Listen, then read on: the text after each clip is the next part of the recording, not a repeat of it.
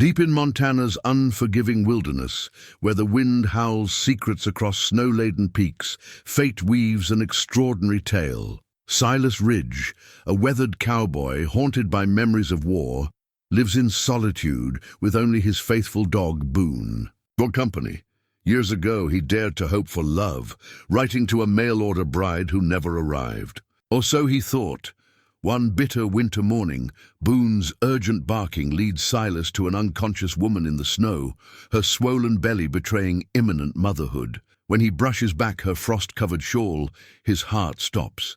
It's Evelyn Rose, the woman whose silence tortured him for years. As he carries her failing body home through the strengthening storm, questions swirl like the relentless snow. What kept them apart? Who sabotaged their love? And most haunting of all, whose child does she carry? Before we jump back in, tell us where you're tuning in from. And if this story touches you, make sure you're subscribed, because tomorrow I've saved something extra special for you. The war-worn pocket watch in Silas Ridge's hand ticked away the morning hours, each metallic click echoing through his cabin like a distant gunshot. Dawn hadn't yet broken over the Montana mountains, but old habits died hard.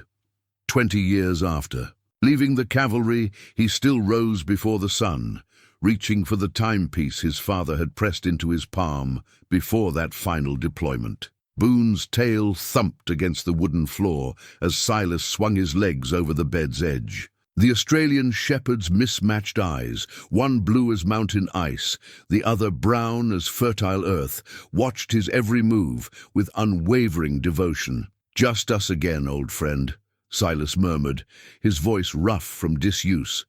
The dog's presence had been his sole comfort these past 5 years, since the letters stopped coming. The morning routine never varied. Check the stove's embers, add fresh kindling, put coffee on to boil.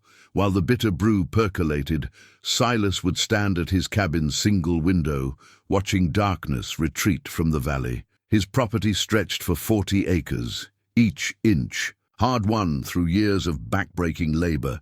The barn's silhouette stood stark against the lightening sky, housing 3 horses and a small herd of cattle that somehow survived these brutal winters.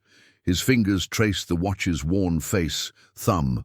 Catching on the scratch that marked the day, a rebel bullet had nearly ended him at Gettysburg. The timepiece had deflected just enough of the shot to spare his life, though the scar beneath his ribs pulled tight on cold mornings like this one. Silas moved with deliberate precision through his morning ablutions, trimming his silver-streaked beard, straightening his collar.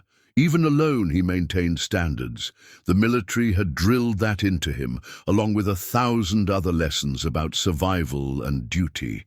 But it was the lessons about loss that had carved the deepest grooves. The coffee's aroma finally drew him to the stove. As he poured the steaming liquid into his father's chipped enamel mug, his eyes drifted to the desk in the corner. The bottom drawer held every letter he'd exchanged with Evelyn Rose, bundled and tied with faded blue ribbon.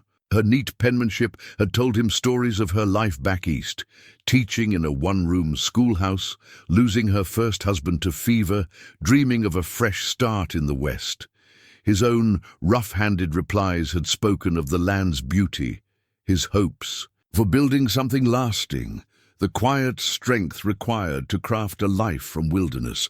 For 8 months they'd written back and forth, their words bridging 2,000 miles of continent. He'd described the spring wildflowers carpeting his meadow, and she'd sent pressed blooms from her garden. He'd told her about Boone, and she'd written of her love for animals, how she'd always wanted a dog of her own. With each exchange, possibility had grown between them like a tender seedling pushing through rocky soil. Then silence. His last 3 letters returned unopened, marked recipient unknown. The town she'd written from claimed no knowledge of an Evelyn Rose. He'd hired a Pinkerton man to investigate, but the trail had gone cold at a train station in Ohio. Boone's sudden bark startled him from his reverie. The dog stood at attention by the door, ears pricked toward something in the pre-dawn gloom. Silas set down his coffee, reaching for the Winchester above the mantel. 5 years of solitude had taught him to trust the animal's instincts. But this morning would be different. This morning would shatter the careful routine of his hermit's existence. This morning, Boone would lead him to a half-frozen figure in the snow, and the pocket watch would mark the moment his past caught up with his present in the most impossible way imaginable. Silas didn't know it yet, as he pulled on his heavy coat and checked his rifle's action, but time was about to start moving forward again. The watch's steady ticking had been counting down to this moment all along. The bundle of letters lay in Silas's weathered hands, each envelope worn soft at the corners from countless readings. He'd kept them all, arranged by date, tied together with the blue ribbon she'd enclosed in her third letter. Something borrowed, she'd written, from my mother's wedding dress. Perhaps a promise of things to come. Standing at his desk that morning, before Boone's desperate barking changed everything, he'd found himself drawn to them again. The first letter had arrived in spring, when the mountain laurel was in bloom. Dear Mr. Ridge, your advertisement spoke of Montana winters and endless skies, of hard work and honest living. But it was your mention of the wildflowers in your meadow that made me pause. My late husband, God rest his soul, once promised to show me the Western Territories. Now I find myself at 32, still dreaming of those distant horizons. Her penmanship was elegant, but practical, the hand of someone who'd spent years at a teaching desk. Each letter revealed another layer of her character, her quiet humor, her resilience, her clear-eyed view of what building a life together might mean. I harbor no schoolgirl fantasies, she'd written in her fourth letter. Marriage is work, as much as any farm or classroom. I seek a partner, Mr. Ridge, someone who understands that love grows best in well-tended soil. Silas had read that line so many times the paper had begun to tear at the fold. His responses, drafted late at night by lamplight, had started formally but gradually softened, like spring thaw opening a frozen stream. Miss Rose, today I watched an eagle teaching its young to fly. The mother bird pushed her fledgling from the nest, then swooped beneath to catch it, again and again, until the young one found its wings. It reminded me of what you wrote about your students, how teaching is equal parts challenge and support. Perhaps that's true of all worthwhile things in life. They'd exchanged photographs in their 6th month of writing. Hers showed a woman, with direct eyes and a gentle mouth, dark hair swept back simply, wearing a high-collared black dress that spoke of mourning ended but remembered. He'd sent one taken in town, feeling foolish in his Sunday best, Boone sitting proud beside him. Your dog's eyes, she'd written back, show such loyalty. And yours, Mr. Ridge, if you'll forgive my boldness, show kindness beneath their wariness. I find myself thinking of that kindness in quiet moments. By the 8th month, they'd begun making plans. She would come in early winter after the school term ended. He described how he'd expand the cabin, adding a proper sitting room and a larger kitchen. She'd shared her mother's recipes for preserves and bread, speaking of future harvests they'd put up together. I know it won't be easy, she'd written in what became her final letter. But I've never sought an easy life, only a meaningful one. The train tickets are purchased. I've given notice at the school.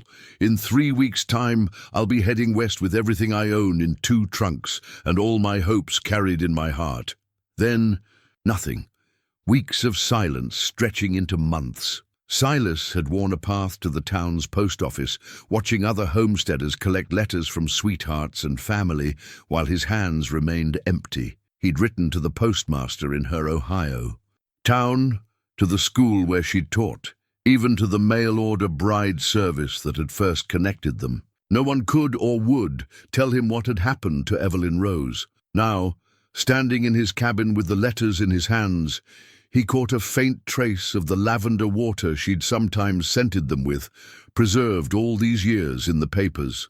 Fibers. Outside, the wind was rising, carrying the promise of snow. He carefully retied the blue ribbon, returning the bundle to its drawer. Time to see what had Boone so riled up.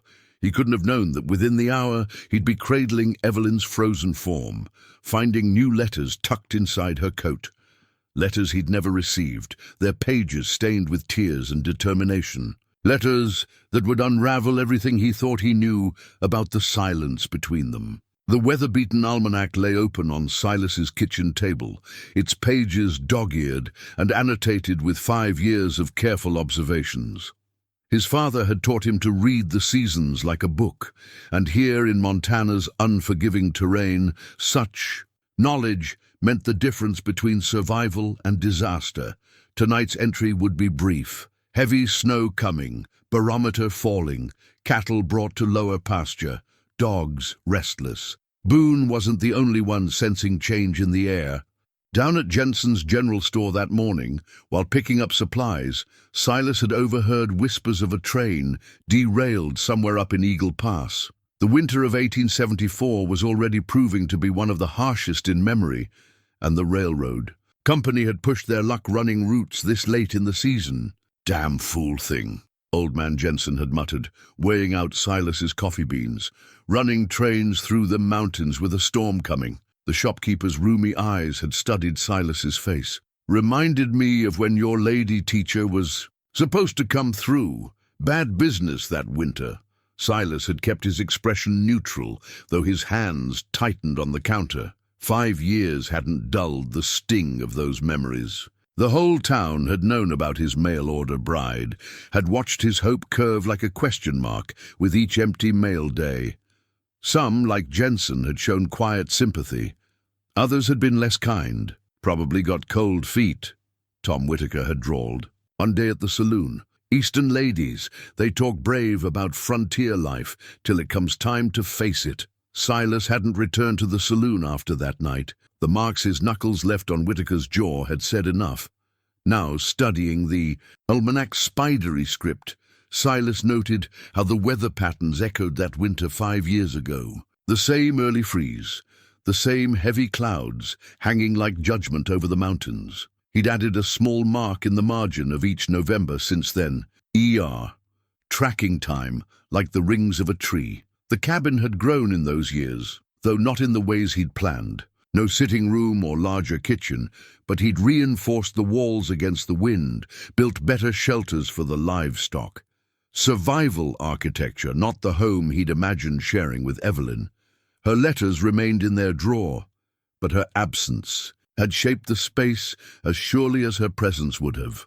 Boone whined softly from his place by the stove, and Silas realized he'd been staring at the same page for nearly an hour. The dog had been unusually restless all day, pacing between window and door, ears pricked toward the mountain.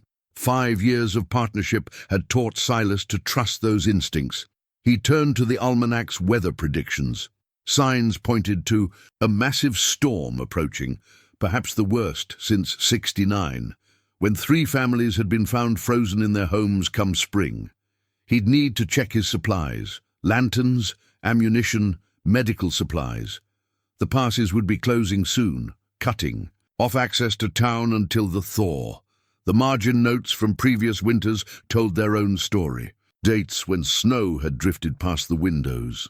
Times he'd had to dig out the barn door. Temperatures so low the whiskey froze in its bottle.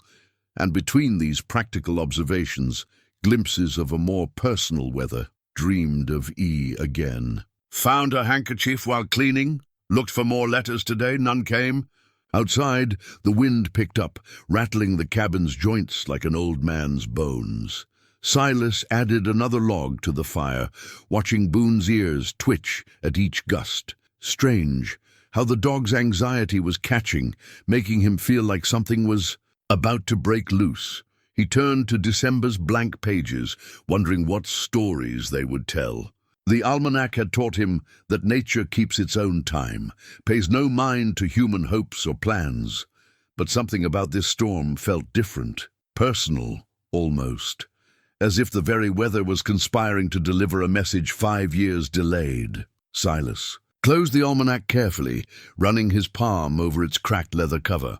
Tomorrow he'd need to check the north fence line, make sure the cattle were properly sheltered. But tonight, with the wind rising and his dog unsettled, He found himself thinking of another winter, another storm, and a woman whose silence had shaped half a decade of solitude. The old brass lantern had guided Silas through countless pre-dawn mornings, its flame steady against darkness and wind.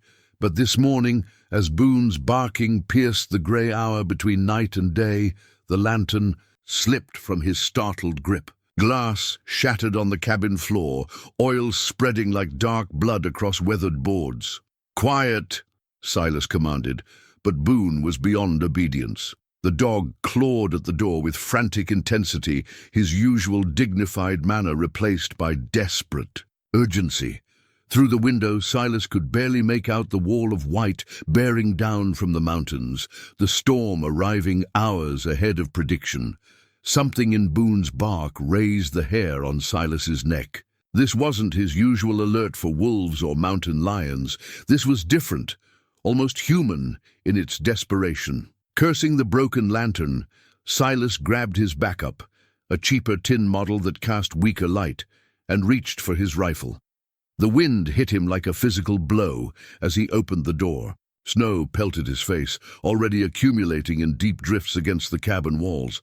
Boone shot into the darkness, a black shape against the swirling white. "Boone!" Silas shouted, his voice swallowed by the storm. The dog's bark echoed back, leading him northwest toward Eagle Pass. Silas followed, each step a battle against the strengthening wind. The tin lantern's flame flickered wildly, threatening to die. He'd lived on this land long enough to know the fool's errand of following a dog into a blizzard, but something about Boone's behavior compelled him forward. The dog had never failed him before. The grey light grew stronger, though the storm intensified. Silas estimated they'd covered nearly a mile, following a route that paralleled the old train tracks up toward the pass. Boone's barking suddenly changed pitch. He'd found something. Through the curtain of snow, Silas saw the dog circling a dark shape, half buried in white. His first thought was fallen deer or elk, but as he drew closer, the tin lantern illuminated a human form. A woman, curled almost fetal in the snow. Dark hair frosted with ice, a thick shawl wrapped around her shoulders, and beneath that shawl, the lantern nearly joined its brass brother in destruction as Silas's hands began to shake. The swell of her belly was unmistakable. She was heavy with child, out here in the killing cold.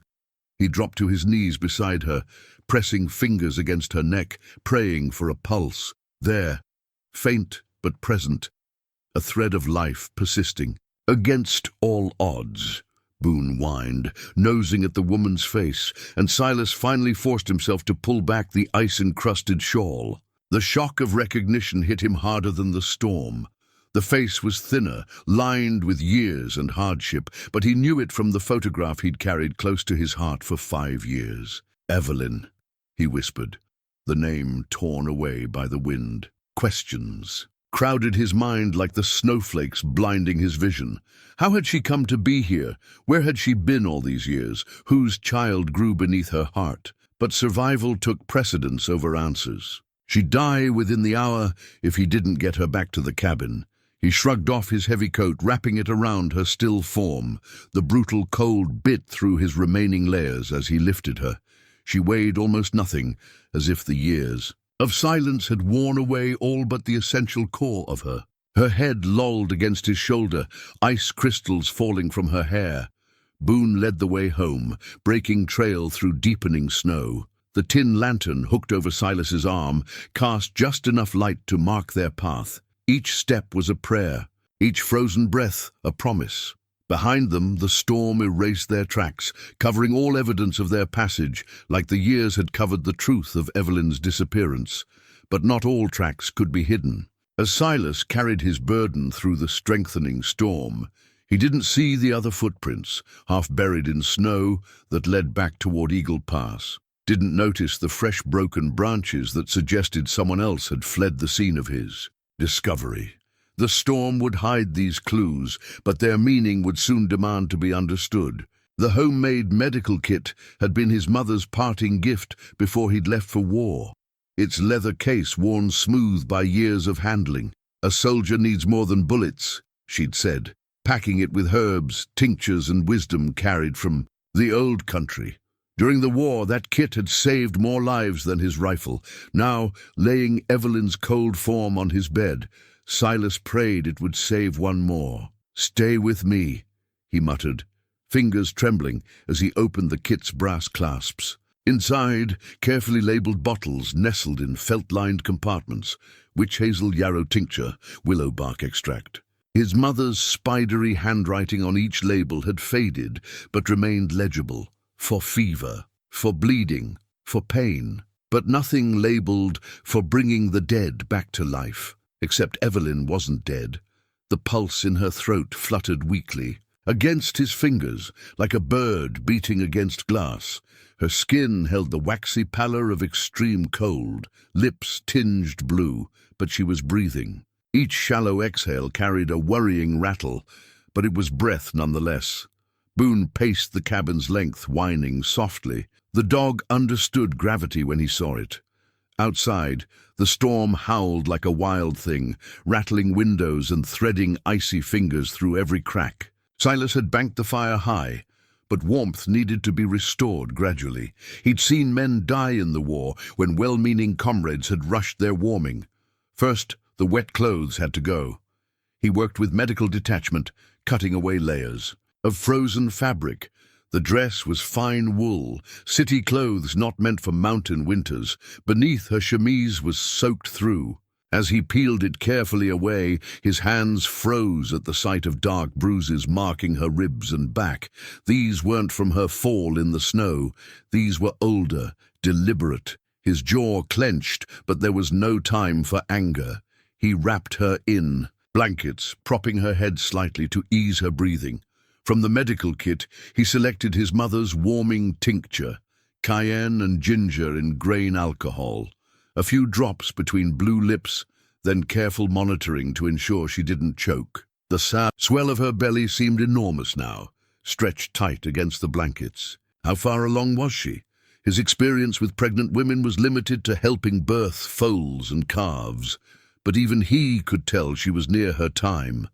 Too near perhaps to be struggling through mountain passes in winter. "What were you running?" "Ephraim," he whispered, rubbing her feet through the blankets as his mother had taught him, encouraging blood flow to return gradually. The bruises suggested an answer he didn't want to contemplate. Hours crept by. He spooned warm broth between her lips, drop by drop, applied yarrow compresses to the worst chilblains, watched her chest rise and fall with steadying rhythm. The medical kit's contents spread across the bedside table like artifacts from another. Life, bandages, salves, the small scissors his mother had used to cut herbs. Near noon, Evelyn stirred. Her eyes opened, unfocused at first, then sharpening with fear as she registered unfamiliar surroundings. She tried to sit up, one hand protective. "Over her belly. Easy," Silas soothed, keeping his distance to avoid frightening her further. "You're safe, Evelyn. It's Silas Ridge. You're in my cabin." Recognition dawned slowly in her face, followed by something like wonder. "Silas?" Her voice was a cracked whisper. "I thought I'd never—" She began to cough, the sound wet and worrying. Silas reached for the kit's willow bark extract, adding drops to a cup of warm water. "Here." Small sips. As he held the cup to her lips, her fingers brushed his. Despite the warmth returning to her body, they were still cold, like the touch of all the winters that had passed between them. "The baby?" she managed between sips. "Seems steady, but you need a proper doctor." The storm— He glanced at the window, where snow still fell in white sheets. The passes would be blocked for days, maybe weeks. Evelyn's hand tightened on his. "We can't. He'll find—" Another coughing fit took her words. "Who?" Silas asked, but her eyes were already closing, exhaustion dragging her back under. He tucked the blankets more securely around her shoulders, noting how her hand remained, curved protectively over her belly, even in sleep. The medical kit had done what it could. Now came the waiting, but as Silas settled into the chair beside the bed, rifle across his knees and Boone alert at his feet, he knew they were waiting for more than just Evelyn's recovery. They were waiting for answers, And somewhere out in that storm, he suspected, someone was coming to make sure those answers stayed buried in the snow. The torn train ticket lay on Silas's palm, its edges softened by moisture, its routing still legible. Ohio to Montana territory, dated 5 years. Past. But it was the handwritten note on the back that made his hand tremble. My dearest E, this time he won't find you. Trust no one until you reach Ridge's cabin. Evelyn watched him read it from her nest of blankets, color finally returning to her face after 3 days of fever. The worst of the cold sickness had passed, though her cough lingered. Outside, the storm continued its siege, but in here, a different kind of storm was brewing. One made of long-buried truths fighting their way to light. Martin, she said softly, naming the mysterious M. My brother. He helped me escape the first time 5 years ago. Her hand rested on her swollen belly, a gesture Silas had come to recognize as both protective and desperate. And now again, from whom? Silas kept his voice gentle, though rage simmered beneath the surface. The bruises on her body had begun to fade from purple to sickly yellow, telling their own story of recent violence. Harrison Blake. The name fell from her lips like a stone into still water. A powerful man back east. He intercepted your letters, all of them. Made sure mine never reached you. She closed her eyes, gathering strength. He'd been courting me before James, my first husband, died. When I refused him and answered your advertisement instead, she paused, and Silas waited. 5 years of questions crowded his throat, but he'd learned patience in hard schools. Blake wasn't used to being denied anything. He had friends in the postal service, in the railroad offices. It was easy for him to arrange things, to make two people's words vanish between here and Ohio. Her bitter laugh turned to coughing. Silas helped her sip water from his mother's old cup before she continued. When I boarded that first train 5 years ago, his men were waiting, pulled me off at a remote station. Martin tried to stop them, but she touched her throat, where Silas noticed for the first time a faint scar. Blake forced me to marry him 3 days later. Said if I didn't, he'd send men to burn your ranch with you in it. Boone, who hadn't left Evelyn's side since they'd brought her in, pressed closer to her leg. She absently stroked his fur, drawing comfort from his solid presence. 5 years, Silas said, the words heavy with lost time. You lived with him for 5 years? Survived, she corrected. You waited, watched. Martin got work as Blake's shipping clerk, kept eyes on him. We knew trying to run would mean death, yours or mine. But then her hand tightened on her belly. Understanding dawned cold and clear as mountain water. The child isn't his. Evelyn's chin lifted, a glimpse of steel beneath her fragility. Thomas was our stable hand. Kind, gentle.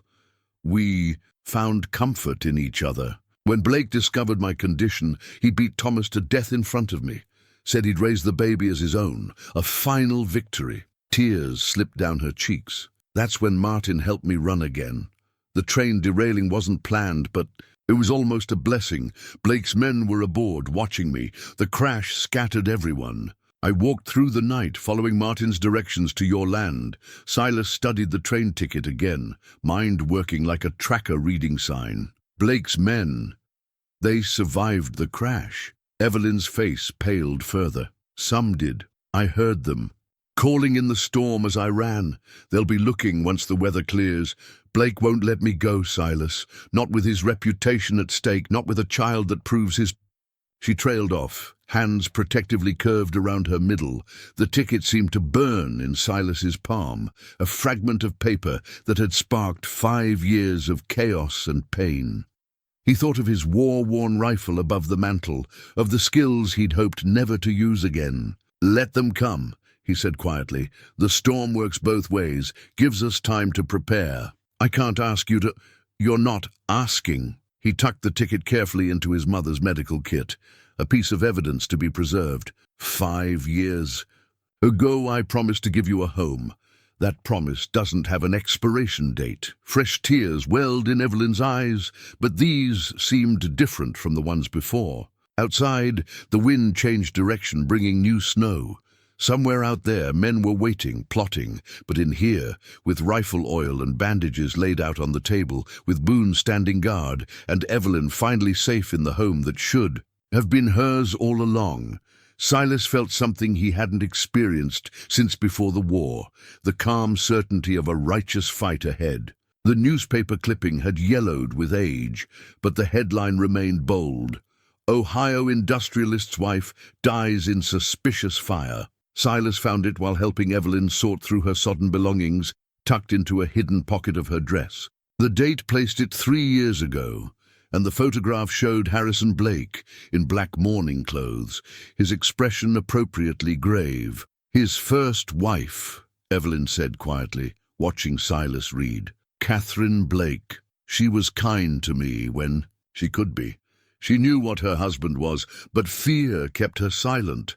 She took the clipping with trembling fingers. The fire started in her private sitting room, late at night. The investigation called it a tragic accident, an overturned lamp.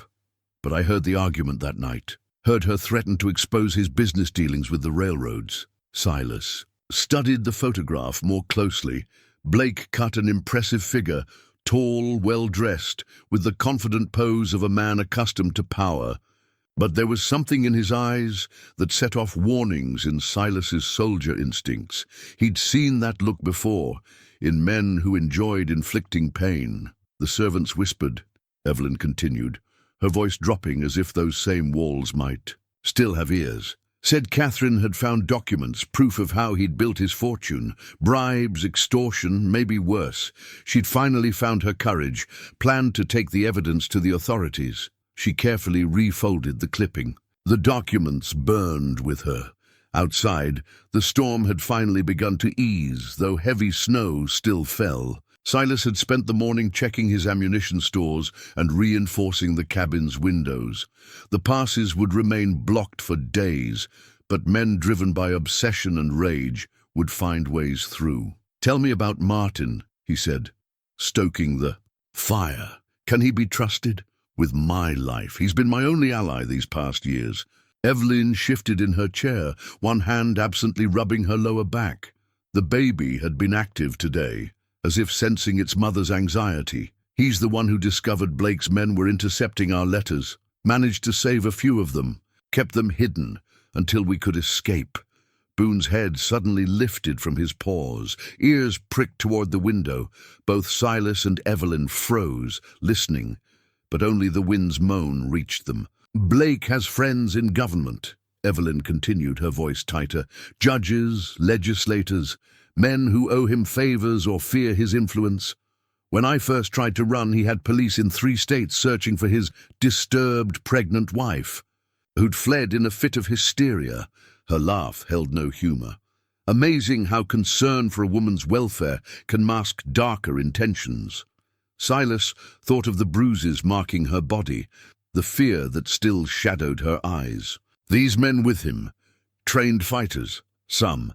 His chief enforcer, Maxwell, was a prison guard before Blake hired him, takes pride in causing pain without leaving visible marks. She swallowed hard. He's the one who killed Thomas. The fire popped, sending sparks up the chimney. Silas had learned to read people during the war, to gauge their capacity for violence or mercy. The way Evelyn spoke of Maxwell told him everything he needed to know. We'll need to move you soon, he said, mind already plotting routes and possibilities. Once you're stronger, I have a line cabin up in the high country, well hidden, stocked with supplies. No, the steel he'd glimpsed before showed again in her voice. I'm done running, Silas. Done letting fear rule my life. This child deserves better than being born on the run. Before he could respond, Boone was on his feet, a low growl rumbling in his chest. This time they both heard it, the distant crack of a branch breaking under weight. Could be deer, could be mountain lion, could be men moving through fresh snow. Silas reached for his rifle, moving to the window with the silent grace his war years had taught him. Through the swirling snow, he caught a flash of movement at the tree line. just a shadow, there and gone. But shadows, he knew, could kill as efficiently as solid men. The newspaper clipping lay forgotten on the table. Catherine Blake's death, a grim reminder of what happened to those who underestimated Harrison Blake's reach. But as Silas watched the gathering darkness outside, he felt an old familiar calm settling over him. He hadn't survived Gettysburg, hadn't endured 5 years of loneliness just to let shadows steal his future. The strongbox key dangled from a leather cord, its brass surface dulled with age and handling. Evelyn drew it from her boot where she'd kept it hidden, even while unconscious in the snow. "This is what they're really after," she said, her voice barely above a whisper. "Not just me. This key opens a strongbox in the derailed train's cargo. One containing ledgers that prove everything. Blake's corruption, the bribes, the murders, Catherine's death." Silas studied the simple key, so innocent-looking for something that carried the weight of lives. Martin found them, hidden in Catherine's old writing desk. Blake never knew she'd made copies of the documents before confronting him. Evelyn's hand trembled slightly as she held the key. Martin worked in the railroad office. He arranged for the strongbox to be shipped west, labeled as business records. We thought we'd be safer, bringing evidence to authorities out here, away from Blake's influence. A sharp bang against the cabin's outer wall made them both jump. Just snow falling from the roof, but Boone's growl suggested otherwise. Silas moved to the window, rifle ready. The storm had weakened enough to reveal the landscape in the fading afternoon light. Fresh tracks marked the snow near the woodpile. Not animal prints. "They're getting bolder," he said quietly. "Testing our awareness, watching patterns." Evelyn nodded, unsurprised. "Maxwell likes to play with his prey first, weaken their nerves before striking." She pressed one hand to her belly, wincing. "The baby's restless today, like it knows." Silas had positioned chairs away from windows, kept lamps dim after dark. War had taught him about siege mentality, how to live under constant threat while maintaining strength and focus. But Evelyn's pregnancy added urgency to their situation. The child could come any day. "The tracks lead north," he observed, "toward the pass. They'll try to reach the wreck, find that strongbox. The snow works in our favor there. The cargo car slid down a ravine. It'll take time to reach it, even if they know where to look." She smiled grimly. "And Martin wouldn't have made it easy to find." A sound caught Silas's attention, the faint crunch of snow under careful feet. Boone's ears pricked forward, but he didn't growl. A good sign. The dog knew friend from foe. "Down," Silas whispered, moving Evelyn away from windows. Grouch walked to the door, years of combat experience guiding his movements. The footsteps grew closer, accompanied by labored breathing. Someone trying to be stealthy but struggling in the deep snow. A quiet knock, 3 taps, pause, 2 taps. Evelyn gasped. "Martin's signal!" Silas raised his rifle anyway as he opened the door. A man stumbled in, snow-covered and exhausted. Medium height, city clothes unsuited for mountain weather, wire-rimmed spectacles fogged with ice. But his eyes were sharp and alert as they found Evelyn. "Thank God," he breathed. "When I saw the tracks leading here—" "Martin," Evelyn started. Forward, but Silas held up a restraining hand. "Smart woman," she stopped, understanding his caution. "Prove you're her brother," Silas said quietly, rifle still ready. Martin pulled off his snow-crusted gloves. "The key. Show him the key, Evie. The one from Catherine's desk." His voice held the same gentle tone as Evelyn's, though strained with urgency. "Maxwell's men found the wreck site this morning. They're searching the ravine, but the snows slowed them down. We have maybe a day before—" A shot cracked through the winter air. Martin jerked as the bullet took him high in the shoulder, spinning him against the wall. More shots followed, splintering the doorframe.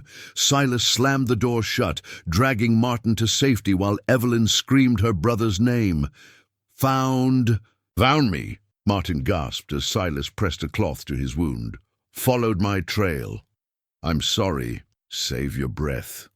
Silas ordered, war medic instincts taking over. The bullet had gone clean through, painful but not immediately fatal if. They stopped the bleeding. Evelyn clutched the key, face pale but composed. "They'll rush us now. Think we're vulnerable." "Let them think it," Silas said, checking his rifle's action. Outside, men's voices carried through the winter air, growing closer. Maxwell's men, closing their trap. But they didn't know about the rifle ports Silas had cut beneath the windows. Didn't know about the covered pit between cabin and barn, now hidden by fresh snow. Didn't know they were facing a man who'd learned siege warfare in the hardest school possible. The key caught a glint of fading daylight, its dull brass surface reflecting like a promise. Or a curse. Either way, the time for waiting had ended. The unsent letter trembled in Martin's fevered hands as Evelyn cleaned his wound. "I wrote it the night Catherine died," he said, voice weak but urgent. "Knew I had to keep a record in case I didn't survive to testify." The paper was creased and worn, carried close to his body through years of waiting. Silas read it by lamplight, keeping his position away from windows. Outside, Maxwell's men had gone quiet, a silence more threatening than gunfire. The letter's contents chilled him more than the winter wind finding its way through bullet holes in the walls. "To whom it may concern, I, Martin Aldrich, being of sound mind, do hereby attest to witnessing Harrison Blake murder his wife Catherine on the night of November 12th, 1871. The fire was set to destroy evidence of his crimes, documents proving his collaboration with railroad officials to steal land from legitimate homesteaders through forged deeds and corrupt judges." The letter went on, detailing dates, names, amounts paid in bribes, a devastating record of corruption and murder stretching from Ohio to Montana territory. Martin had been Blake's shipping clerk, perfectly positioned to observe everything while appearing insignificant. "Catherine trusted me," Martin whispered as Evelyn finished bandaging his shoulder. "Asked me to help her gather proof. When Blake caught her that night, I was supposed to be getting the documents to a federal marshal, but I was too late. Too cautious." His good hand clutched Evelyn's. "I won't be too late again, sister." Silas moved to check the cabin's defenses, mind working through the tactical situation. 6 men at least, based on the voices he'd heard, well armed but not familiar with mountain warfare. The storm had worked in their favor, forcing the attackers to bunch together for warmth, making them easier to track. "Blake's not with them," Evelyn said, as if reading his thoughts. "Maxwell leads his raids. Blake maintains distance, preserves his reputation." She helped Martin sip water, her movements efficient despite her advanced pregnancy. "But he'll come, once Maxwell secures the strongbox and—" She didn't finish the thought. A floorboard creaked beneath Silas's feet, and memory stirred. "The cellar," he said quietly. "This cabin's built over an old root cellar, small but—" Evelyn understood immediately. "A hiding place, for Martin and the key." "No," Martin protested. "I won't leave you to face—" "You can barely hold a gun," Silas cut in. "You're a liability in a fight, but alive and hidden, you're a witness. Evidence that can't be buried." A shot cracked through the night, taking out what remained of the window near Evelyn's head. She didn't flinch, just moved smoothly to a safer position. 5 years of living with Blake had burned fear out of her like a fever. The unsent letter contained one final paragraph that caught Silas's eye. "Should anything happen to me, let it be known that Harrison Blake's empire is built on quicksand. Every deed, every contract signed under duress becomes void if his crimes are proven. The territories he seized would revert to their rightful owners. All of it, the railroads, the land, the mines, would crumble." Understanding dawned. "That's why he's so desperate to find you. It's not just about reputation. If these records become public, he loses everything," Evelyn finished. "The great Harrison Blake revealed as nothing but a common thief with expensive suits and bought judges." Another shot, closer, testing their defenses, looking for movement. Boone growled low in his throat, hackles raised. "The cellar," Silas decided. Now, Martin, the letter stays with you. Evelyn, help me move this rug. The hidden door protested 5 years of disuse, but opened onto earthen steps leading down into darkness. The space below was cramped but dry, sheltered from winter and bullets alike. As they helped Martin down, Evelyn pressed the strongbox key into his hand. "Keep it safe," she whispered, "no matter what you hear above." Silas saw the siblings exchange a look heavy with unspoken things. Then Martin's face disappeared into shadow as they closed the cellar door, replacing the rug just as a voice called out from the darkness beyond the cabin walls. "Time's up, Mrs. Blake! Maxwell sends his regards!" The broken window pane had belonged to Silas's mother. Hand-blown glass she'd brought west from Philadelphia, carefully wrapped in quilts and hope.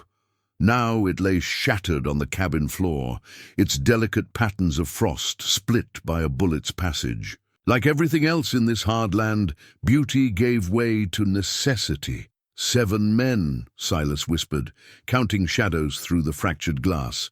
"Moving in pairs, extra man hanging back, probably Maxwell." He'd learned to read men's movements. In the war, to sense the leader by how others oriented around him. They're used to city fighting, don't understand sightlines in snow. Evelyn knelt beside him, loading his spare rifle with steady hands. Her face reflected in the remaining. Fragments of glass showed no fear, only a cold determination that reminded him of winter itself. "Maxwell will expect me to break first," she said quietly. "He's seen me afraid before, thinks he knows my limits." A voice carried through the night, smooth as expensive whiskey. "Mrs. Blake, your husband is a reasonable man. End this foolishness. Now return what you've stolen, and perhaps he'll show mercy to all involved." Silas watched Evelyn's reflection in the broken pane, the way her jaw tightened at Blake's name. The subtle shift of her hand to her belly, protective and fierce. She'd mentioned that Maxwell enjoyed playing with his prey. Well, 2 could engage in that game. "Rather strange hour for a social call," Silas called back, keeping his voice casual. "Coffee's not even on yet." A pause. Then, "The infamous Silas Ridge. Your reputation precedes you, sir. Though I hadn't heard you'd taken to harboring fugitives and stolen property." "Funny thing about reputations," Silas responded, using the conversation to track Maxwell's position. The man had moved left, trying to circle toward the barn. They rarely tell the whole story. A shot kicked up splinters near Silas's head, not from Maxwell's position, but from one of the pairs he'd sent wide, trying to spook them into revealing themselves at the windows. Amateur move. "Speaking of stories," Maxwell's voice again, closer now, "I wonder if Mrs. Blake has told you all of hers, about her tragic tendency to form inappropriate attachments?" Poor Thomas barely had time to regret his indiscretion. Evelyn's hands never faltered on the rifle, but Silas saw the pain flash across her face in the glass shards. He touched her shoulder gently, a soldier's comfort, wordless, but understood. "Though I suppose her current condition makes that story rather obvious," Maxwell continued, poison in his tone. "Tell me, Ridge, are you prepared to die for another man's bastard?" The question hung in the frozen air.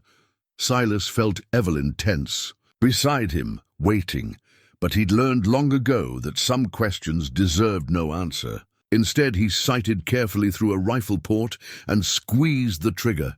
The shot caught one of Maxwell's men in the leg as he tried to dash between trees.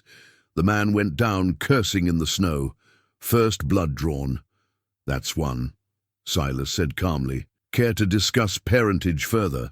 Maxwell's laugh held genuine amusement. "Well played, sir, but you're only delaying the inevitable. That cabin becomes a coffin once the sun sets. The temperature's dropping. You have a wounded man to tend, a woman near her time.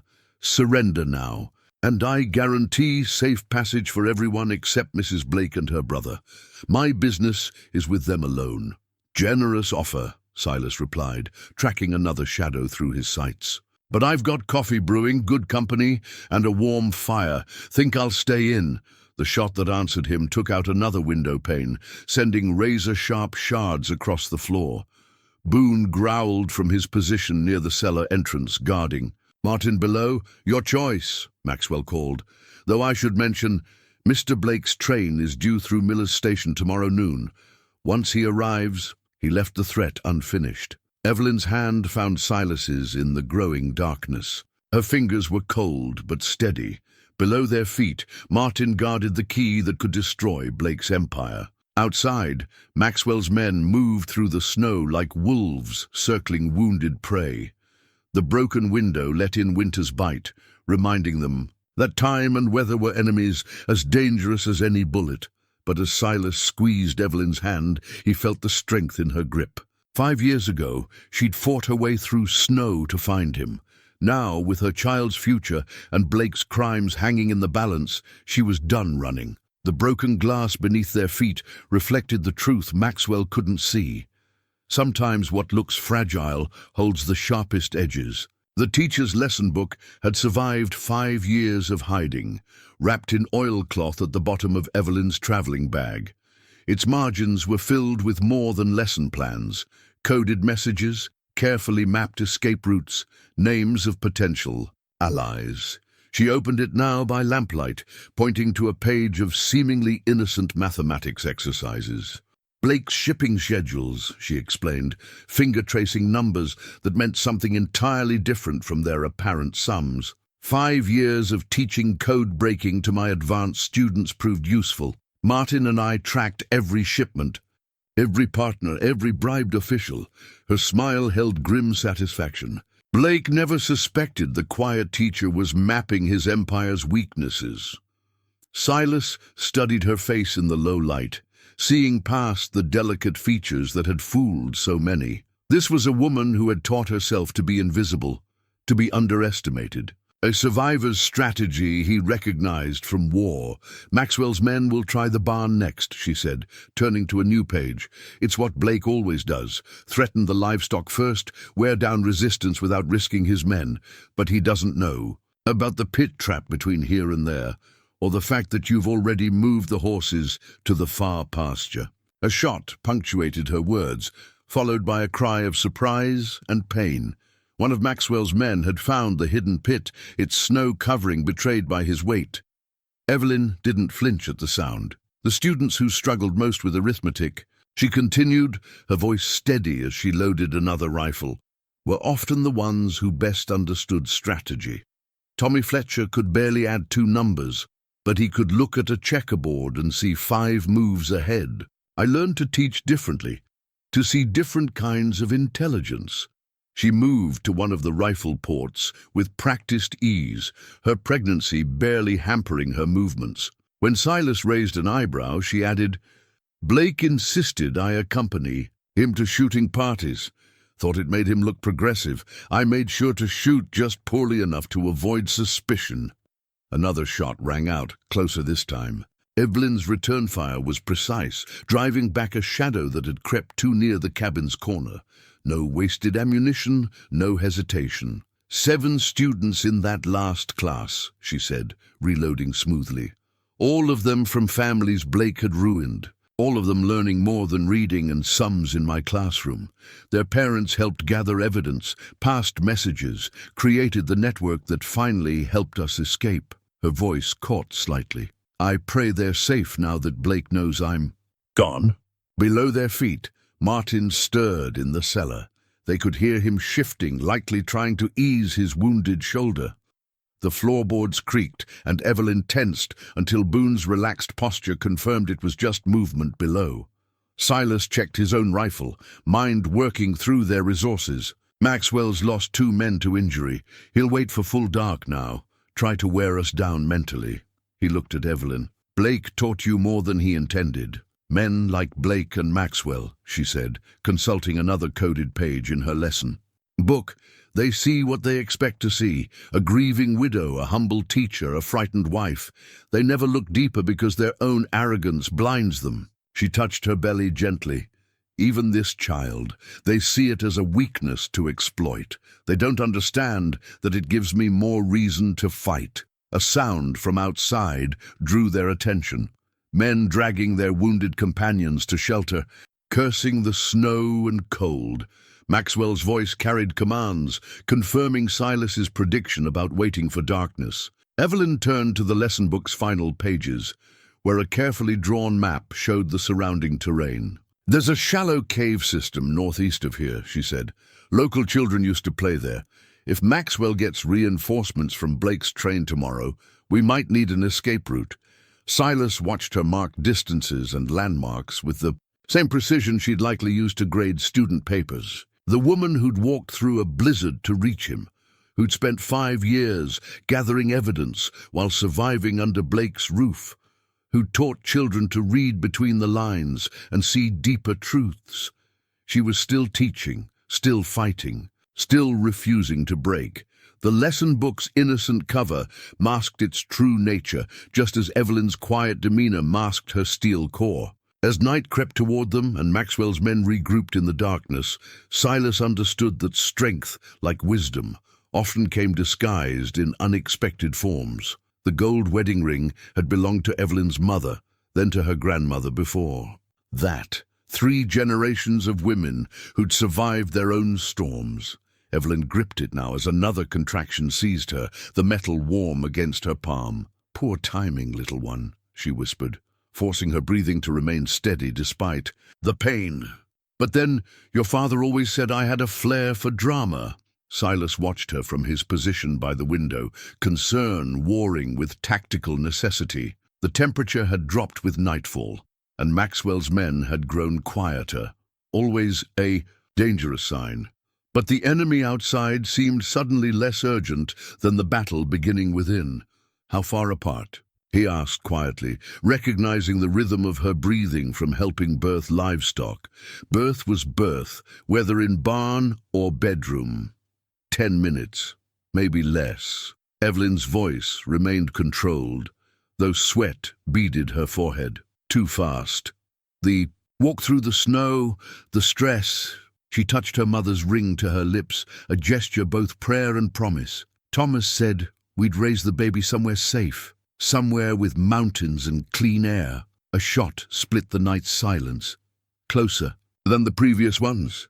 Maxwell testing their vigilance, looking for signs of weakness. Below in the cellar, they heard Martin's muffled voice. "Evie, what's happening up there?" "Your nephew," she called back softly, managing a small smile, "has your sense of timing." The smile turned to a grimace as another contraction hit. Silas moved quickly, mind-calculating variables like the veteran he was. The cabin's single bed was too exposed to windows. The back corner, where walls met in sturdy logs, offered better protection. He began gathering blankets, moving with the efficiency of a man used to making do in crisis. "I won't be quiet," Evelyn warned, reading his thoughts. "Blake's men will know. Let them." Silas's voice held steel. "Might make them hesitate knowing." "There's a child. You don't know Maxwell." She clutched the ring tighter, knuckles white. "He'll see it as leverage, a way to—" Her words cut off as pain took her. The contractions were definitely closer now. Silas had helped birth enough foals to recognize the progression, but foals didn't have men with rifles waiting to kill them. Didn't have to keep silent to survive their first breaths. A new sound carried through the broken window. Men moving. Through snow, trying to be stealthy, but betrayed by the crunch of ice. Maxwell's men were creeping closer, using the cover of darkness. Soon they'd be within effective range of the cabin. "Ridge," Maxwell's voice cut through the night. "We heard that. Seems Mrs. Blake's condition is becoming urgent. Wouldn't it be a shame if something happened to the child, if help was delayed?" Evelyn's face hardened at the threat, one hand protectively curved over her belly, while the other gripped her mother's ring. "Thomas's child will not be born into Blake's world," she said with quiet fury. "I won't let them use this baby like they used everything else." Silas respected her steel, but saw the fear beneath it. Fear not for herself, but for the innocent. Life about to enter a world of bullets and betrayal. He thought of the letters they'd exchanged years ago, speaking of the family they'd hoped to build. Now here they were, but nothing like they'd planned. Another contraction seized her, stronger than before. The ring pressed deep marks into her palm as she fought to stay quiet. Silas moved to her side, offering his hand instead of the ring. She gripped it with surprising strength. "My mother," she managed between careful breaths, "wore this ring through 40 years of marriage, said it was blessed by sacrifice and love." Her eyes met his, bright with pain and determination. "I won't let them take anything more from us. Not this child, not this night, not this chance." Outside, Maxwell's men had gone quiet again. The silence of predators about to strike. The temperature continued to drop, frost forming new patterns on the broken window. In the cellar, Martin shifted restlessly, likely hearing his sister's struggle and feeling helpless to aid her. But as Silas watched Evelyn breathe through another contraction, her mother's ring catching the lamplight like a promise, he saw something. Maxwell and his men would never understand. They thought they were laying siege to a cabin. In truth, they were witnessing the kind of strength that had built the West, not with guns and greed, but with love and grit and the raw courage of women, who refused to break. The baby blanket had been Evelyn's own, salvaged from her hope chest the night she fled Blake's house. Hand-knitted by her mother in soft cream wool, its border decorated with tiny blue forget-me-nots. She'd carried it through snow and terror, saving it for this moment. Now it lay ready beside her as another contraction peaked, this one tearing a cry from her throat that no amount of courage could contain. The answering gunfire was immediate. Maxwell's men had been waiting for any sign of weakness, any distraction. Bullets splintered wood around the cabin's windows while Silas returned fire, each shot measured and precise.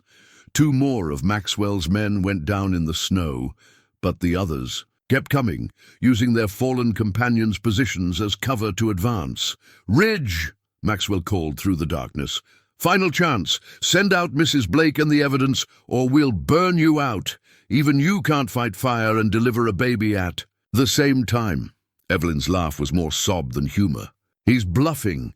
Wind's too high for fire. They'd risk losing the strongbox key in the chaos." Her words ended in another cry as pain seized her. Silas reloaded smoothly, mind racing through options. The cabin's back wall backed against stone. No approach from there. Front and sides remained vulnerable, but his rifle ports covered the primary angles. Still, with Evelyn's labor progressing and Martin wounded below, their situation grew more desperate by the minute. "Silas." Evelyn's voice drew his attention. She'd managed to prop herself up in the protected corner, face sheened with sweat, but eyes clear. "The baby's coming, soon. I'll need your hands." A bullet whined through the broken window, embedding itself in the far wall. Outside, men's voices called to each other, coordinating their approach. Silas heard the strategic problem in their tones. They needed to take the cabin intact to find the key, but time worked against them with Blake's train approaching. "I can't leave the defenses," he said, checking his ammunition. 3 shots left in this rifle, 12 in the spare. Not enough if Maxwell had reinforcements coming. "You can and you will." Steel rang in Evelyn's voice despite her pain. "I didn't walk through a blizzard 5 years ago to lose this child to poor timing." Her hand clutched the baby blanket, knuckles white. "Besides, I can still shoot. Get me positioned by that western port." Before Silas could respond, Boone's growl turned sharp. A new sound carried through the night, the crack of breaking glass from the cabin's far side.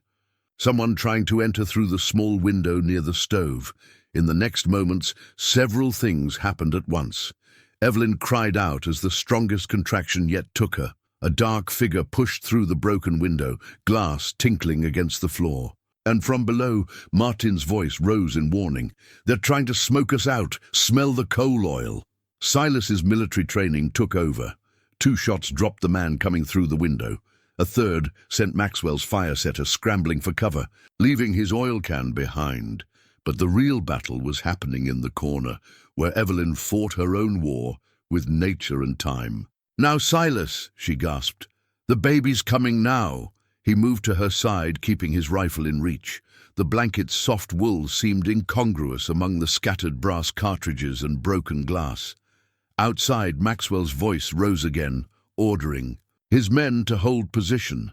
The temporary reprieve wouldn't last long. My mother, Evelyn managed between pains, said this blanket carried luck. 3 generations, born safe in it. Her hand found Silas's, gripping with desperate strength. Thomas should be here, should see. He is here, Silas said quietly, supporting her as she bore down.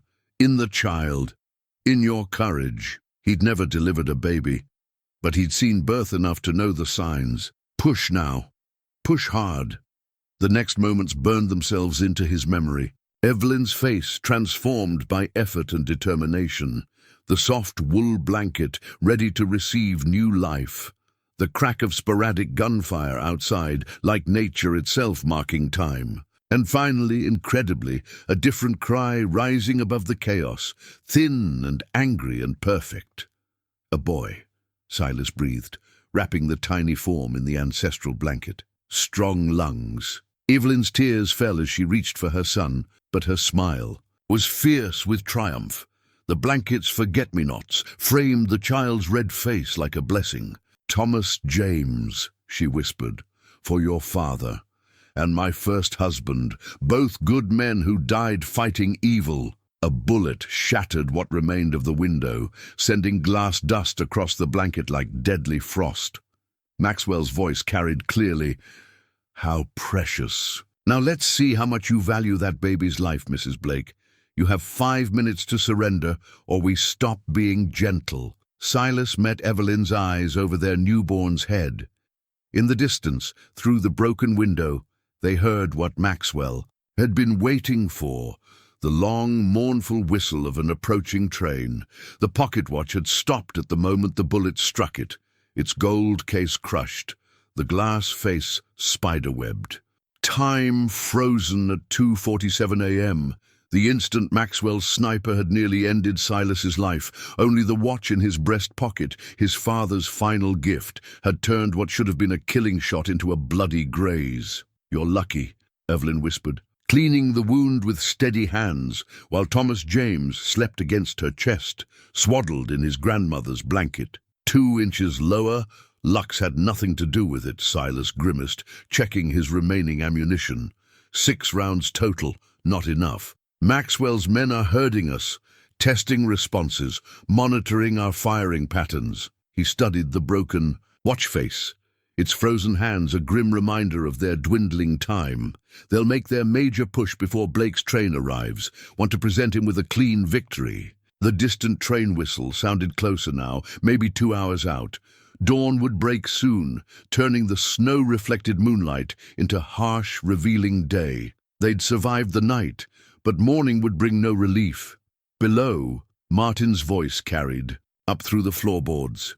"Evie, how's the little one?" "Strong," she answered, but her voice held worry. The cellar wouldn't stay secret much longer.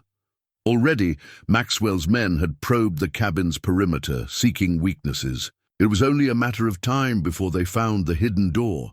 Silas moved to check the rifle ports, his movements careful to avoid aggravating his wound. The watch's weight in his pocket felt like judgment now, its stopped hands marking the moment everything had shifted. Through the broken windows, he could make out dark shapes moving with new purpose. Maxwell's men had received fresh orders. "Mrs. Blake," Maxwell's voice carried clearly through the pre-dawn air. "I've just had word from the train. Mr. Blake is most interested in meeting his new stepson. He suggests you consider the child's future carefully. A boy should know his father's name." Evelyn's face hardened as she clutched Thomas closer. "He already knows his father's name," she said softly, though Maxwell couldn't hear. "And it's not Harrison Blake." The baby stirred, making small sounds that seemed impossibly loud in the tension-filled cabin. Silas watched Evelyn soothe him with practiced grace, as if she'd been meant for motherhood all along. The sight stirred something deep in his chest, something that had nothing to do with tactical considerations or survival. "We need to move," he said finally, checking the watch again out of habit before remembering it was useless. "The cellar's compromised. They'll find it at first light." "Martin can barely walk," Evelyn countered, though he saw the recognition of truth in her eyes. "And Thomas, He's not even 2 hours old. A shot rang out, deliberately wide. Maxwell's way of hurrying their decision. The next one took out another window, sending cold air swirling through the cabin. The message was clear. Their shelter was being systematically destroyed. Silas felt the weight of the broken watch, thinking of his father's words when he'd given. "Time's the one thing you can't get back, son. Choose wisely how you spend it."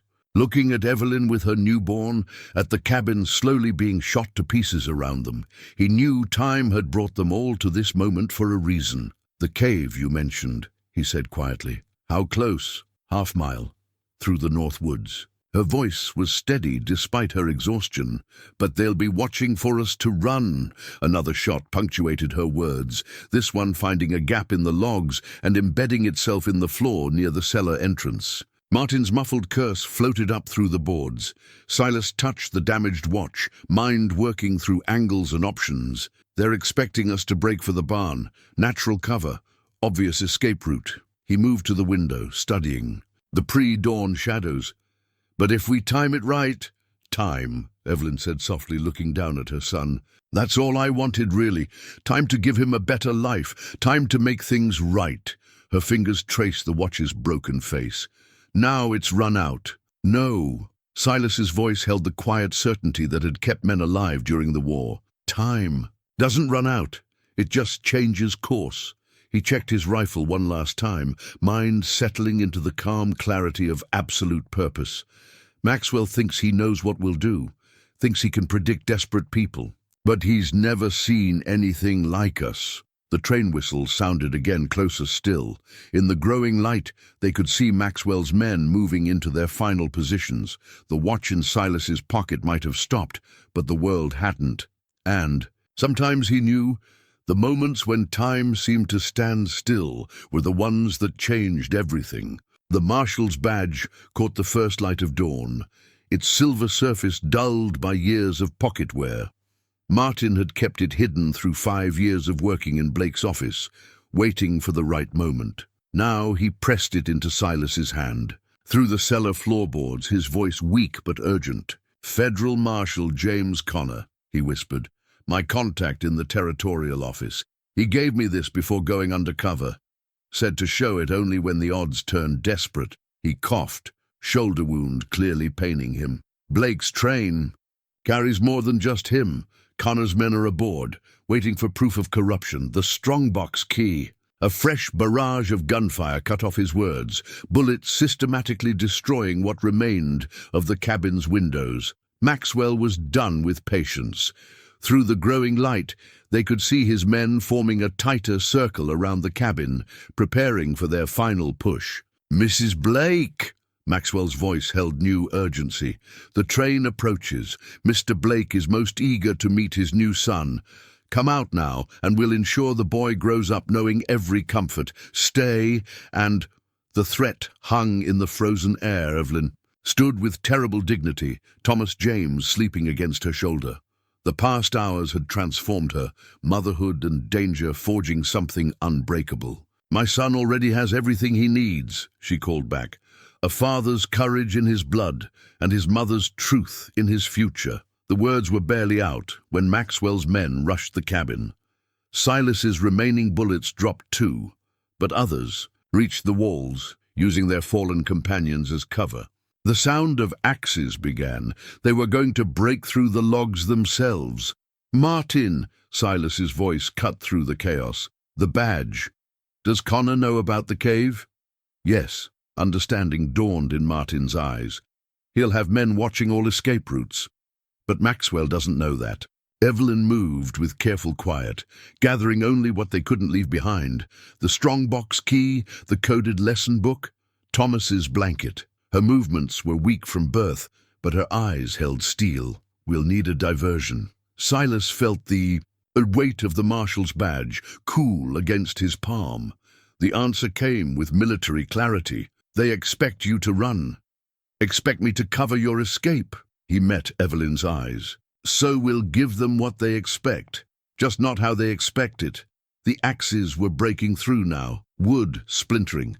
They had minutes at most. Silas quickly outlined his plan. watching understanding and fear war in Evelyn's face. "It's too dangerous," she protested. "If Blake's men reach the cave first—" "Trust me," Silas said softly, "like you did 5 years ago when you wrote that first letter." Her answer was cut off by a massive crash, the cabin's door giving way under the axes. Maxwell's voice rose in triumph. "Take them alive. Mr. Blake wants that privilege himself." What happened next seemed to unfold in heartbeats. Silas fired his last rounds through the front windows, making it appear he was covering a retreat. Evelyn and Martin, carrying Thomas, slipped through the cellar's hidden back exit that led to the stone cliff behind the cabin. Maxwell's men poured in through the broken door, rifles ready, only to find Silas standing calmly in the center of the room, the marshal's badge gleaming in his raised hand. "Federal jurisdiction," he said clearly. "This property is now under territorial law enforcement protection." Maxwell's laugh held genuine amusement. "A badge? That's your play, Ridge? Could be stolen, could be fake, could be—" The train whistle screamed much closer now. But it was answered by another sound that froze Maxwell's men in their tracks. Rifle fire from the ridge above, controlled, professional shots that dropped 4 of Maxwell's remaining men before they could take cover. "Could be exactly what it appears to be," Silas finished quietly. "Your employer's not the only one who can hide men on a train, Maxwell, though Marshal Connor's been hiding a lot longer than this morning." Maxwell's face showed the first real fear Silas had seen. The enforcer turned to run, but found his path blocked by more armed men entering through the broken door. These wearing federal badges of their own.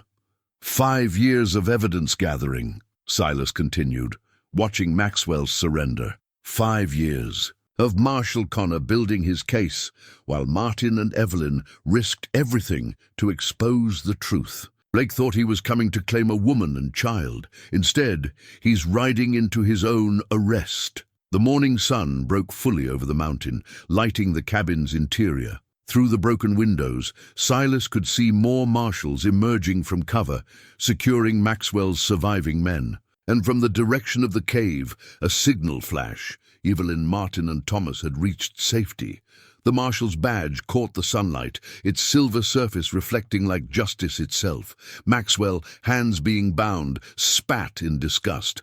"Blake still has power, friends in government. This won't end here." "No," Silas agreed, thinking of the new family waiting in the cave, of the future they'd all bled to secure. "This is just the beginning." The family Bible's weathered cover bore the marks of generations, water stains from an ocean crossing, scorch marks from a house fire 2 generations back, and now a bullet groove along its leather spine from the siege. Evelyn opened it carefully on the new kitchen table, Thomas James sleeping peacefully in his cradle nearby. The spring sunshine through fresh glazed windows fell across the pages where family births, deaths, and marriages had been recorded in careful hand. "My grandmother always said," she murmured, dipping her pen in ink, "that a family's true history is written between the lines of Scripture." Her hand was steady as she wrote, "Thomas James Cooper, born February 12, 1875, in time of storm and courage." Silas watched from where he was hanging the last of the new curtains, bright calico that brought warmth to the cabin's restored interior. The winter's damage had been repaired, walls reinforced, windows replaced, but they'd kept one broken window. Pane framed and hung beside the door.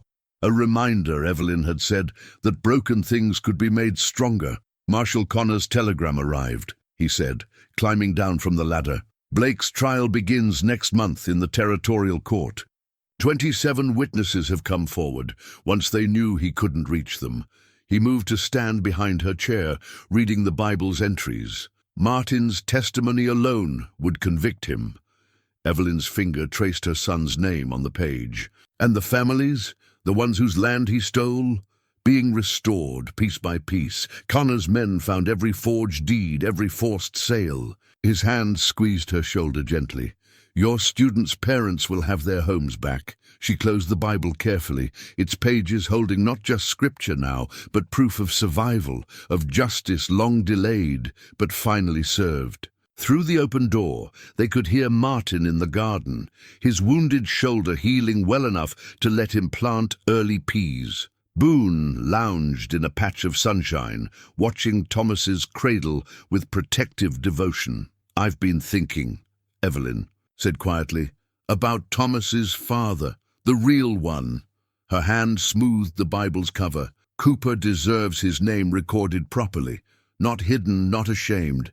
He died trying to protect us." Silas pulled up a chair beside her, understanding in his eyes. "Then we'll write it, the full truth, where no one can erase it." She reopened the Bible, turning to the marriage records. In the same steady hand she wrote, "Thomas Cooper and Evelyn Rose, married in secret and in love, June 1874. Ended by violence, but not by choice." The ink dried slowly, permanent as memory. Outside, springbirds called, and Thomas stirred in his cradle, making the small, contented sounds that never failed to amaze his mother. Evelyn watched him, tears gathering but not falling. "Blake's men," she said softly, "the ones who survived. They'll eventually be free again." "Yes." Silas's voice held the calm certainty she'd come to rely on. "But they'll find this land changed. The territory's growing, law taking root. Men like Blake, men who rule by fear and greed, their time is passing." Martin's voice carried through the window, speaking gentle nonsense to his growing peas. He'd chosen to stay, helping rebuild what Blake had tried to destroy. The garden was his first step toward a new life, seeds of hope planted in soil that had seen both blood and justice. Evelyn stood slowly, moving to lift Thomas as he wakened. The Bible lay open on the table, its pages recording more than just names and dates now. Between the lines of scripture lay the story of a woman who'd walked through snow to find safety, a brother who'd spent years gathering evidence, a man who'd opened his door to desperate hope, and a child born into siege but delivered into freedom. "I saved something," Silas said, reaching into his shirt pocket, "from that first letter you wrote." He placed a pressed mountain wildflower between the Bible's pages, purple petals faded, but still distinct. "You said you dreamed of western horizons, of honest living and endless skies." "I remember." She smiled, Thomas curled trustingly against her shoulder. "Strange how dreams change, become more solid, more real." "Like cabin walls," he agreed, "built stronger after breaking." Through the open door they could see the mountains rising against spring sky. The same peaks that had witnessed their separation now stood guard over their reunion. The Bible's pages rustled slightly in the warm breeze, time and truth finally flowing together like two streams joining to form a mighty river. Evelyn touched the pressed flower gently, then closed the Bible on its record of endings and beginnings. "We should add one more entry," she said softly, hope blooming in her voice like mountain wildflowers after storm. The family portrait arrived with the first snow of the following winter, carefully wrapped in brown paper and hope. Evelyn hung it above the fireplace where the morning sun could catch the photographer's gilt frame. 4 faces looked back from the sepia-toned image. Silas standing tall and proud, Evelyn seated with Thomas James on her lap, Martin leaning on his cane beside them. Even Boone had made it into the photograph, sitting alert at their feet, his mismatched eyes somehow perfectly captured by the camera's lens. "Strange," Evelyn said, stepping back to study their images. "How a single moment frozen in time can tell such a long story." The year since Thomas's birth had written its own tales in their faces. New laugh lines around Evelyn's eyes spoke of joy reclaimed. The tension had eased from Silas's stance, replaced by the quiet confidence of a man who'd found his purpose. Martin's scholarly features had weathered into something stronger, shaped by sun and honest work. And Thomas, nearly walking now, showed. Both his parents in his features, Cooper's gentle eyes, Evelyn's determined chin. "The territorial judge sent word," Silas said, coming to stand beside her. Blake's appeals have run out. 20 years hard labor, no chance of early release. He slipped an arm around her waist, both of them studying the portrait. Maxwell and his men got 10 years each. The prosecutor said your testimony made the difference. Truth, Evelyn replied softly, has its own power once you stop fearing it. She touched her throat where the old scar had faded to a silver line. I think Catherine Blake would have understood that. Through the window, they could see Martin in his wheelchair on the newly built porch, reading to Thomas. His leg, shattered by infection from the siege wound, hadn't healed properly. But he'd found new purpose teaching at the town school, using Evelyn's coded lesson book as inspiration for showing children that knowledge could hide in unexpected places. The morning stage brought more than just the portrait. A stack of letters arrived, responses from families Blake had wronged, thanking Evelyn and Martin for their testimony. Property deeds restored, homes reclaimed, justice served not with bullets, but with careful evidence and courage. Do you ever wonder, Evelyn asked, adjusting the portrait's angle slightly, what would have happened if Boone hadn't found me that day in the snow? Silas studied the photograph, remembering, I wonder more about what made you walk through that storm in the first place. Most would have given up, tried to wait it out. I had your letters, she said simply, the ones Martin saved. Reading them, I knew. She smoothed her skirt, a habit left over from harder times. I knew where home was supposed to be, the winter. Sun caught the portrait's gilt frame, throwing warm light across their captured images. They looked like any frontier family, strong, united, carved from challenge and hope. No one seeing it would guess its subjects had survived siege and sacrifice. To stand before the camera, Thomas's laugh carried through the window as Martin's story reached its climax. The sound drew an answering tail thump from Boone, ever vigilant even in times of peace. The dog had his own place of honor in the portrait, immortalized with the family he'd helped save. I had a letter today from Marshal Connor, Silas said. He's retiring, moving west to take up ranching, says he's seen enough of man's darkness, wants to spend his remaining years watching things grow. Evelyn smiled, understanding. The students ask about him sometimes, about all of it. They want to know how justice wins against power. She touched the portrait's surface gently.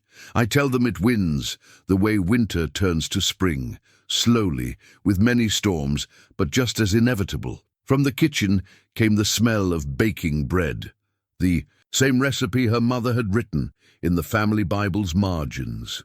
Soon Martin would wheel himself inside, Thomas on his lap, ready for lunch. Their days had taken on rhythms both old and new, healing wrapped in routine like a mother's quilt. One more thing came today, Silas said, reaching into his pocket. He pulled out a small package wrapped in familiar blue ribbon. Special delivery from Ohio. Evelyn's hands trembled slightly as she opened it. Inside lay a delicate silver locket, its surface engraved with forget-me-nots. My mother's, she whispered. I thought it was lost in the fire. Martin had it all along, waited until it was safe to send it home.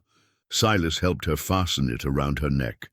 Where it belongs, the portrait watched over them, witness to this moment as it would witness countless others. Through its gilt frame, morning sun caught the faces of people who had walked through fire and snow, through siege and sacrifice, to build something unbreakable. Not just a family, but a testament to the kind of love that survives winter, that blooms like wildflowers in mountain meadows, that writes its truth in family Bibles and carries its hope in silver lockets and pressed flowers and portraits hung, where the light can always find them. Outside, snow began to fall again, soft and gentle as promises kept. But this winter brought no fear, only the quiet certainty of seasons turning, of justice served, of love that had finally found its way home.